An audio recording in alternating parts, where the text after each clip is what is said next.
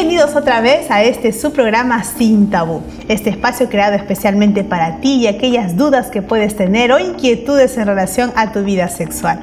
Hoy, por ejemplo, vamos a hablar de los afrodisíacos. ¿Qué quiere decir este término? ¿Por qué lo encontramos mucho entre el público juvenil y también entre el público adulto? Buscando un quehacer, algún saborcito especial que le dé un toque a la vida sexual dentro del marco del matrimonio.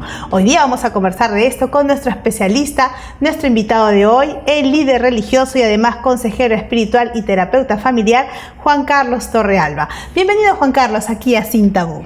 Muchas gracias, Victoria. En realidad es un gusto estar con ustedes y compartir estos espacios tan importantes dedicados a la vida sexual de la pareja y de las personas y los televidentes que nos escuchan. Así que yo me siento muy contento de estar con ustedes hoy día. Y vamos a hablar de un tema bastante interesante, los afrodisíacos. ¿Qué cosa crees tú que son estos? ¿Qué fenómeno social generó esto en la mente de las personas? ¿Qué es un afrodisíaco? Yo creo que los afrodisíacos han acompañado a las personas desde que el hombre existe sobre el planeta Tierra. Hablemoslo después del pecado, desde mi perspectiva y mi cosmovisión religiosa. Entonces, la palabra afrodisíaco viene de un término, Afrodita. Afrodita, la diosa del amor, la diosa de la fecundidad, ¿no? Una diosa voluptuosa, ¿no? Que lógicamente producía pues ese natural enervamiento que tiene la persona cuando siente deseo sexual. Así que más o menos como que tenemos la idea, afrodisíaco, Afrodita. Es, ¿no?, elevar un poco el deseo sexual. El tono sexual de la relación. Juan Carlos, existe la creencia que va susurrando por ahí en la mente de muchos jóvenes de que algunos alimentos tienen esa capacidad de ser afrodisíacos, de elevar el deseo sexual. ¿Qué contraste en relación a esto? Bueno, en realidad propondría de que esta idea de los alimentos afrodisíacos que producen o elevan el tono sexual y la libido de la persona, es un asunto que es tan antiguo como el planeta Tierra, en el corto tiempo que tiene de vida, puesto que lo encontramos no solamente en jóvenes.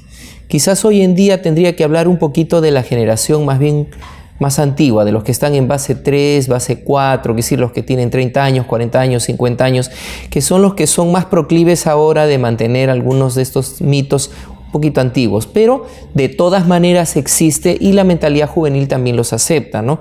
Ahora, podemos encontrar de que en realidad el mito es comes esto o tomas tal cosa y entonces tu deseo sexual se exacerba, se pone a tope y te pone en condiciones de poder enfrentar en este caso el desafío de tener pues un encuentro sexual con tu pareja. ¿Esto se da más en la gente mayor, la gente joven, la gente con cierta preparación cultural o tal vez los que no la tienen? ¿Se da más en el público femenino, masculino? ¿Qué has observado? Mira, podría decir de que si hablamos un poco de cultura, quizás esté limitada, aunque podría cometer un error, así que solamente voy a ser un poco amplio, en personas que digamos sus costumbres son de corte un poquito ancestral, es decir, es lo que me dijeron a mí, es lo que escuché, ¿no? Y hay sectores de la humanidad en donde, digamos, estas situaciones se dan con mayor fuerza, en otras, lógicamente, no, y las vamos a encontrar en cualquier cultura, en cualquiera, si vamos de la que es europea, o la que es americana, o la que es latinoamericana o asiática, en realidad va a estar sesgado por estas características de tipo ancestral que tenga el grupo en el cual se reúne. Ahora, también podríamos decir de que si hablamos de edades es variado. Como decía hace unos momentos, posiblemente las personas que estén entre los 30, 40, 50 años sean un poquito más proclives a aquellas cosas que son míticas en relación al tipo de alimento que comes y qué sé yo, ¿no? Que aquellos que son jóvenes y que de repente piensan que un Red Bull de repente los va a colocar, los va a poner pilas y tú vas viendo esas diferencias que hay. Entonces se maneja un poquito más, digamos, novedoso algunas cosas, algunas bebidas que se hacen para algunos de ellos, algún tipo de costumbre que tengan. Pero por allí vamos con el asunto de los afrodisíacos en relación, en este caso, a estas características que se presentan. Indistintamente de la edad, ambos buscan lo mismo, ¿no? Intentar elevar el tono sexual. Así es. Y en el tema de las mujeres, de los varones, ¿se habrá presentado algún tipo de diferencia por su tendenciosidad hormonal, cultural? ¿Habrás encontrado tú que hay más expresión de encontrar estos afrodisíacos en hombres o en mujeres? Bueno, en las mujeres es muy posible que sea sutil. La mujer es sutil. Y tenemos que alabar esa característica de ustedes las mujeres, ¿no? La sutileza es algo que les permite, digamos, buscar, ver la posibilidad, pero no lo hacen muy externo, muy para los demás. En el caso de los varones, lógicamente que va a ser muy conversar entre ellos, oye, ¿qué tal tomaste esto? ¿Cómo te fue? Y que no sé cuánto.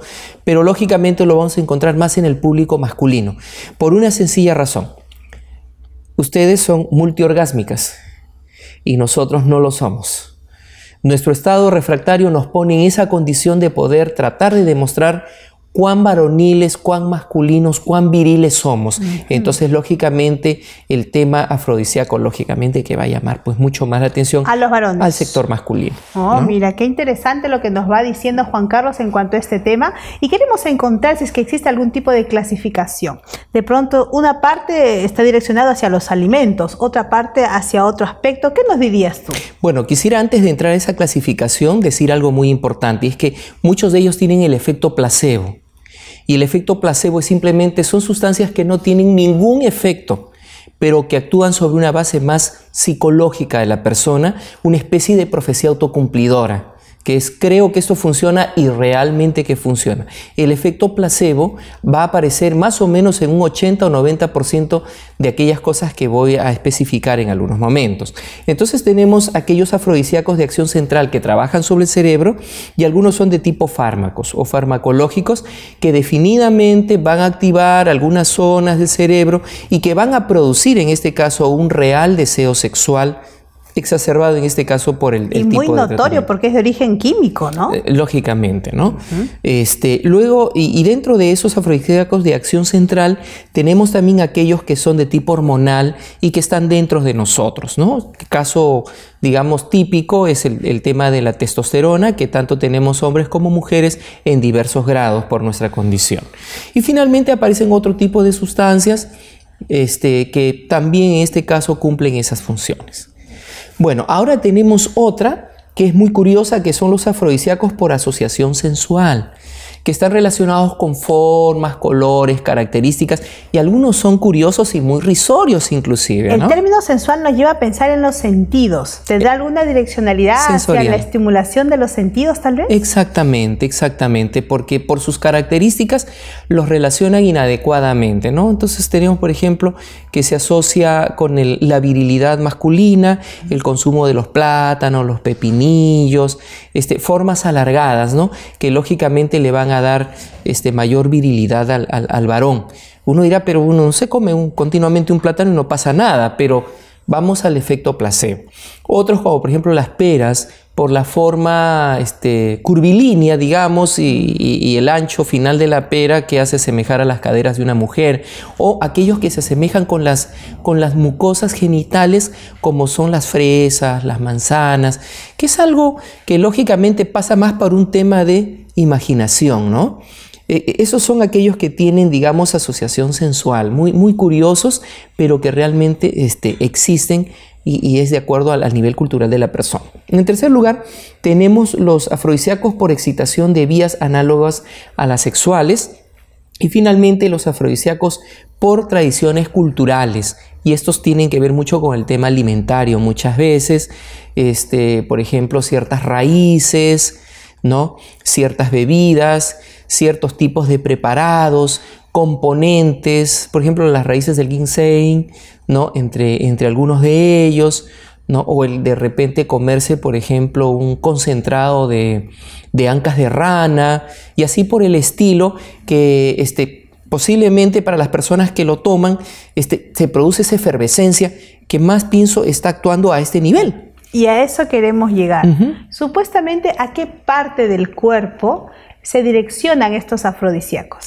Bueno, entendemos que el mejor órgano sexual que tenemos hombres y mujeres no son nuestros genitales.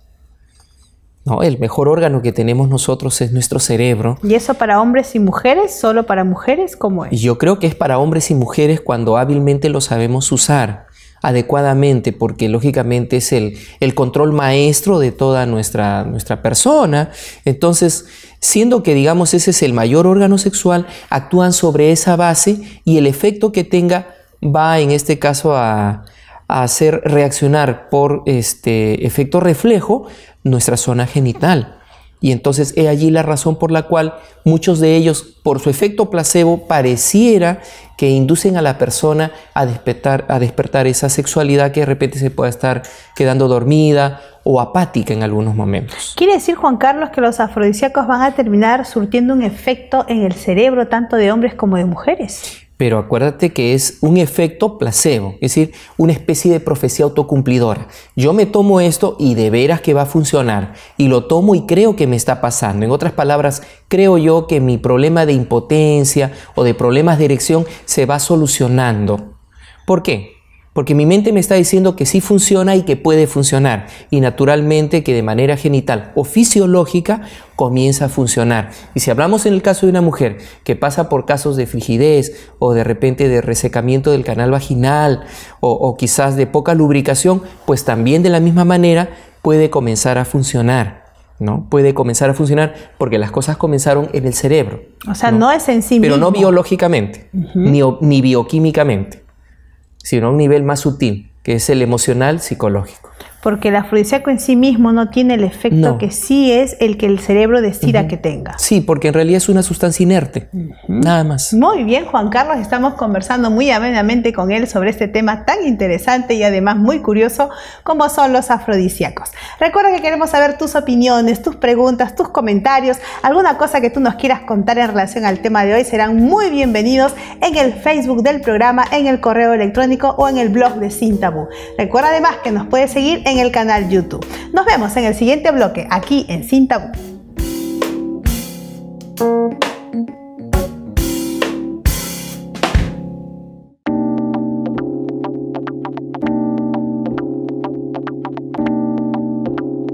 Bienvenidos nuevamente a este subprograma Sin Tabú. Hoy hemos venido conversando con nuestro especialista invitado sobre los afrodisíacos, un tema del todo interesante y bastante agradable de seguir discutiendo.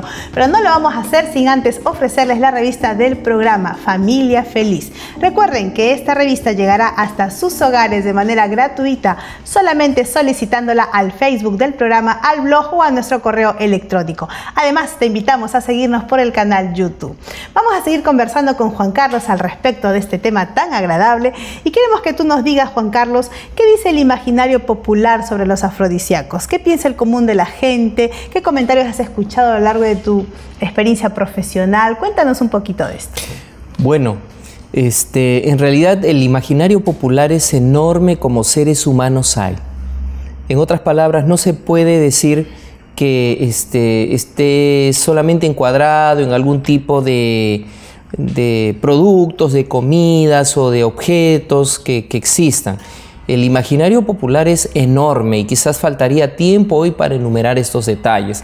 Entonces quizás sea por eso que en la primera parte hemos visto esas, digamos, clasificaciones que se han hecho de los afrodisíacos, pero dentro de los que tienen más imaginería son aquellos que son alimentarios, aquellos que tienen formas, aquellos que tienen colores y aquellos a veces que son marinos, especialmente los que son de extracto del mar, que se sacan de allí, son aquellos a los que se les concede en este caso mayor veracidad y fuerza en el efecto que va a tener sobre las personas. Entonces, especialmente vamos a encontrar el tema pues de las ostras, las conchas, los choros, elementos que encontramos pues en el mar, ¿no? En el mar, ¿no? Que tal vez por su textura, por su forma, su color, podría pensarse que tiene relación con este tema, ¿verdad? Así es. ¿Tú consideras, Juan Carlos, que en algún momento de la vida conyugal, de la vida marital, de la vida sexual, será oportuno, pertinente hacer uso de estos afrodisíacos, echar mano de este recurso? ¿En qué contexto se podría dar y de qué formas? Yo diría que hoy en día la gente está usando afrodisíacos un poquito más sutiles, mucho más sutiles. Es cierto de que hay gente entre los 60, 70 años que se inclina mucho por este tipo de píldoras que salieron, que elevan el libido del varón y elevan su potencia sexual y todo lo demás, pero que han tenido algunos efectos desastrosos porque algunos, en este caso, se ha elevado su ritmo cardíaco y han muerto de un ataque al corazón y muchas cosas, ¿no?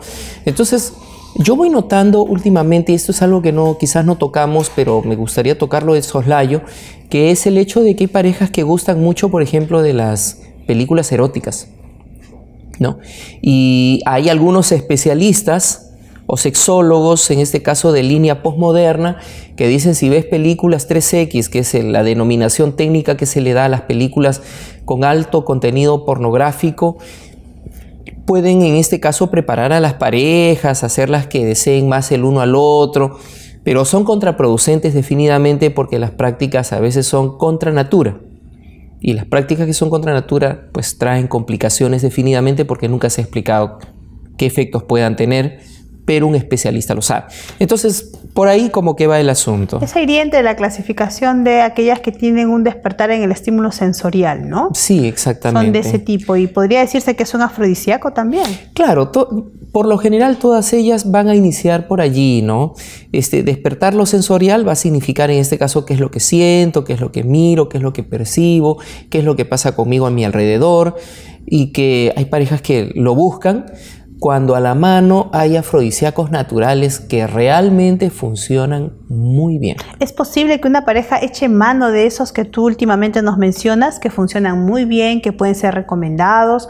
¿Cuáles son, por ejemplo? ¿En qué contexto una pareja puede hacer esto sin sentirse mal o sentirse muy bien? ¿Qué nos dirías de esto? Yo pienso que a veces esta situación de afrodisíacos se da de manera muy sutil en las parejas, ¿no? Yo busco, por ejemplo, el libro de Cantar de los Cantares. Y ahí encuentro la manera como, en este caso, hombre y mujer se observan. Y eso es un afrodisíaco normal.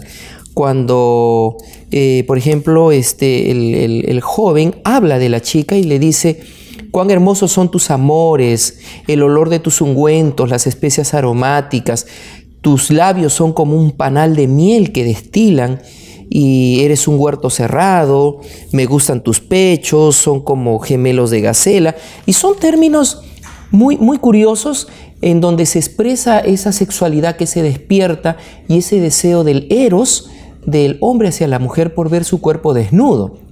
Pero eso no queda allí. Cuando la chica habla del varón, estoy hablando de afrodisíacos naturales, ella dice, ¿no? Sus manos son como anillos de oro engastados en jacinto, su cuerpo como marfil claro, cubierto de zafiros, y sus piernas como columnas de mármol. Y podría continuar. ¿Qué está pasando allí? Ahí hay una descripción del físico de su pareja. Hay una sucesión de palabras lindas que se van diciendo de manera atractiva, atrayente, como un dechado de cortejo, ¿no? Que está buscando algo de estimulación sensorial de la pareja a nivel auditivo. Así es, así es. Y posiblemente va acompañado también de lo que es físico, perdón, de lo que es visual, porque lógicamente se está vivenciando, de lo que es del tacto, porque posiblemente se está tocando, de lo que es olfativo, porque de repente se está aspirando un olor. Entonces entra en juego todo eso, y estos afrodisíacos naturales realmente que funcionan en la pareja cuando los niveles de comunicación son óptimos, que es muy importante esto. Esa podría ser una condicional, ¿verdad? Así es. Y antes de hablar de esa condicional, que de hecho lo vamos a seguir conversando en el programa, esto que se ve tan atractivo, atrayente, positivo, posible, que puede avivar el amor entre las parejas, ¿tendría algún tenor de peligrosidad? ¿En algún momento un afrodisíaco puede volverse peligroso? ¿Cómo sería esta situación? Es peligroso si de repente lo estoy usando de manera desmedida, sin prescripción médica, si son fármacos, o de repente con mucho descuido si de repente son demasiado tradicionales, porque puede hacer que te den a beber una cantidad de jugo de flores, de flores, o de repente de animales, fluidos animales que de repente pues no han sido tratados adecuadamente, o que exprofeso fueron colocados cierto tiempo a la intemperie, y de repente ya pues hay una serie de bacterias alrededor, pero tú te lo tomas con el deseo de aumentar, entonces el deseo sexual, y allí se corren riesgos y farmacológicamente lo que voy a tomar puede afectar mi ritmo cardíaco, mi presión, y entonces me pongo en situaciones pues peligrosas. Puede afectar si de repente en este caso el fármaco que he tomado me pone en una condición tal que se exacerba de tal manera mi deseo sexual que no va acompañado del de mi pareja, y puedo hacer daño físico, pero más psicológico, porque lógicamente voy a actuar de una manera desmedida para expresar mi sexualidad. Considerando que la relación sexual no es nunca de uno, sino de dos. Así es, y se puede correr esos riesgos. Juan Carlos, tú muy bien nos has ilustrado que algunos afrodisíacos podrían atentar contra la salud. Podríamos también tener algún riesgo emocional o psicológico porque desborde el ímpetu en una de las partes que no es correspondida por la otra. ¿Habrá otro tipo de peligro, Juan Carlos? De pronto se nos ocurre algún tipo de obsesión porque algo resultó. ¿Qué nos dirías al respecto? Bueno, podría haber, en este caso podría haber una dependencia al afrodisíaco cuando en realidad la persona puede funcionar de manera normal, ¿no? De acuerdo a su edad, de acuerdo a su condición, a su estado físico, al grado de estrés al que está sometido. Entonces, el riesgo iría más por el lado de volverse dependiente de, ¿no? Y pensar que con o sin esa sustancia, con o sin esa práctica, con o sin ese visionamiento, uno va a funcionar bien. Y si no lo tiene, se viene abajo. Cuando en realidad no es esa la idea. El ser humano funciona muy bien, está muy bien calibrado. Está diseñado para exactamente, eso, ¿no? Como para poder actuar y desempeñarse sexualmente de una manera adecuada. Entonces, allí habría que entender que un afrodisíaco natural, que es algo que no se siente, tú no lo buscas de manera definida, es muchísimo mejor a uno prescrito o artificial, en donde tú dices, como esto, bebo esto, me pongo esta pastilla o ingiero este fármaco con la finalidad de tener de repente un mejor desempeño, hombres o mujeres, cuando en realidad simplemente es algo que debería darse naturalmente y que debería buscarse de manera natural. Por ello es que ahora que estamos ya llegando al final de este programa tan interesante, quisiéramos pedirte, Juan Carlos, ¿qué recomendaciones generales nos darías? Haciendo un repaso desde que empezó el programa, en el primer bloque, finalmente, ¿qué nos dirías en relación a este tema? Bueno, me gustaría usar la Biblia. La Biblia es un libro que tiene material muy interesante porque los principios que hay allí ayudan a que podamos entender muchas cosas. Dios lo hizo pensando en el ser humano. Y si bien es cierto, básicamente habla de la experiencia de la salvación, pero hay cosas hechas para el ser humano. Uno de los peores elementos o uno de los peores antiafrodisíacos que pudieran haber sería en este caso el que está en el libro de Efesios, que dice, no se ponga el sol sobre vuestro enojo. Si tienes una discusión, acomódalo antes que se ponga el sol. ¿Por qué? Porque es la peor manera de tener un buen comportamiento sexual e íntimo en la cama. Debido a que, digamos, hay una serie de emociones encontradas, de amarguras que se guardan por meses y eso arruina la vida sexual de una pareja. Así es que no lo use. Y si lo practica, evítelo, porque lógicamente va a arruinar su sexualidad. Lo mejor, lo que en el libro de Cantares hemos leído hace unos momentos, y déle una revisada con su pareja, ¿no? Es decir, invitaría a todas las damas y a todos los varones que de cuando en cuando lean juntos estas hojas sagradas en donde el Cantar de los Cantares expresa el amor de la pareja. Esa sería una recomendación indispensable. La buena comunicación, la buena expresión de aquellas cosas que nos gustan y nos disgustan son el mejor afrodisíaco que hay, ¿no? El saber expresar aquellas cosas que físicamente nos atraen el uno del otro, ¿no? El sentirse a gusto con su persona. Y que la otra persona lo sepa, no solo lo suponga. No, que no lo suponga, que lo sepa, que sea verbalizado. A veces, para algunas parejas funciona bien irse a un buen gimnasio, no solamente porque el cuerpo va a estar en su tono muscular, sino que también en este caso te condiciona a ti a sentirte muy bien con lo que eres como persona y a dar lo mejor como persona con tu pareja en la intimidad. Te sientes muy bien contigo misma, te sientes bien contigo mismo y entonces das de lo mejor de ti, te sientes feliz de entregarte. Y se transforma en un afrodisíaco natural. Natural, porque va a estar allí, va a estar allí. Buena alimentación, buen sueño, poco estrés, mucho ejercicio, bastante aire. Son 8 aspectos básicos que ayudan mucho a que la persona esté en un buen tono muscular, espiritual, social, emocional y entonces por ende sexual. Hablando de la pareja. Muy bien, Juan Carlos, estamos muy contentos y agradecidos por cómo él nos ha ilustrado este tema tan interesante, muchas veces conversado, y la orientación que él nos ha dejado en claro durante este programa a lo largo de todas las preguntas que hemos ido dilucidando. Recordemos que la Biblia dice en 1 Corintios 7:3, el marido cumpla con la mujer el deber conyugal y asimismo la mujer con el marido. La mejor forma de poder tener esa libido alta entre uno y otro cónyuge es el ser responsable con el privilegio conyugal que Dios nos dio, no negándonos el uno al otro. Dios pueda bendecirlos y nos vemos en nuestro siguiente programa. Recuerda que estamos interesados en saber tus opiniones, comentarios, tus preguntas, alguna ilustración o caso que nos quieras compartir, van a ser muy bienvenidos. No dudes en escribirnos al blog del programa, al Facebook o al correo electrónico de Sin Tabú. Te invitamos además a seguirnos por el canal YouTube. Nos vemos en el próximo programa de Sin Tabú.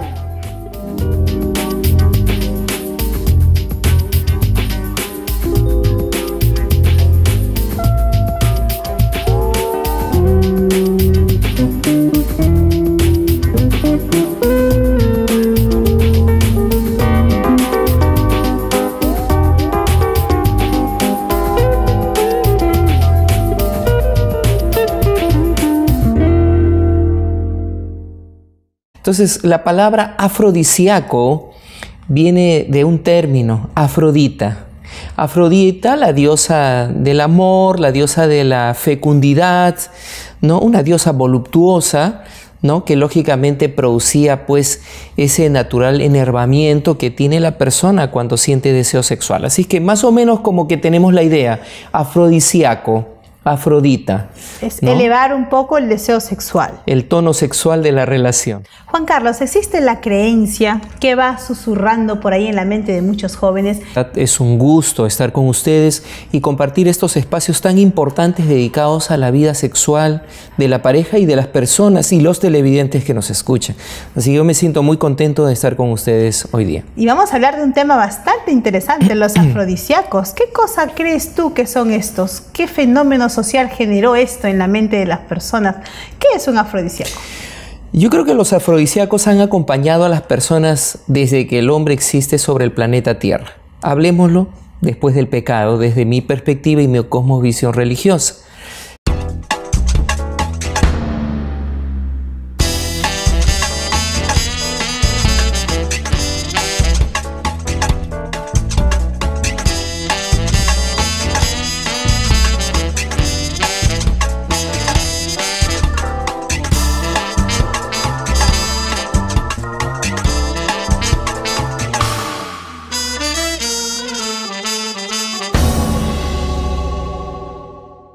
Bienvenidos otra vez a este su programa Sin Tabú, este espacio creado especialmente para ti y aquellas dudas que puedes tener o inquietudes en relación a tu vida sexual.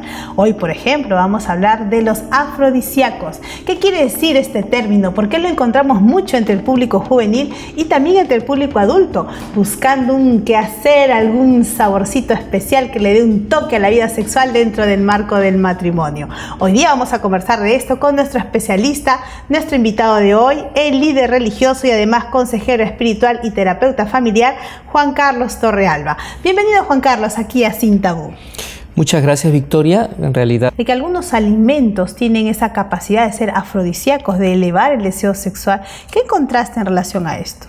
Bueno, en realidad propondría de que esta idea de los alimentos afrodisíacos que producen o elevan el tono sexual y la libido de la persona, es un asunto que es tan antiguo como el planeta Tierra, en el corto tiempo que tiene de vida, puesto que lo encontramos no solamente en jóvenes.